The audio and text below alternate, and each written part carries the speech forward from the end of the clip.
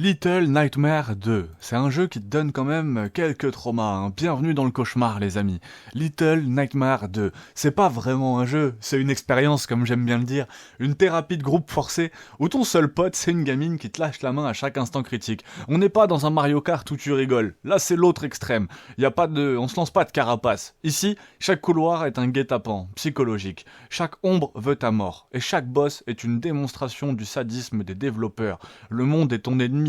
L'ambiance, c'est une descente en enfer interactive. C'est comme si Tim Burton et Silent Hill avaient eu un enfant caché et qu'ils avaient décidé que son but dans la vie serait de nous filer des cauchemars, des écoles hantées, des hôpitaux remplis de mannequins plus flippants qu'un clown à 3 heures du sbar et des marécages où même Shrek aurait pas envie de traîner. Le gameplay te déteste et c'est pour ça qu'on aime le jeu. Les contrôles sont précis, mais volontairement angoissant. Quand tu cours, c'est pas pour le plaisir. C'est parce que t'as un psychopathe à 5 cm de ta nuque. T'as jamais été aussi stressé en portant une hache. Soit elle pèse 3 tonnes et t'as l'impression d'être un Sims en train de creuser une piscine, soit elle est ton seul espoir face à des créatures qui veulent te transformer en bon steak haché. Les boss, c'est un festival, vraiment. Entre le chasseur, un redneck zombie avec un fusil à pompe qui te traque dans les bois, une vraie pub pour l'abolition du droit du port d'armes.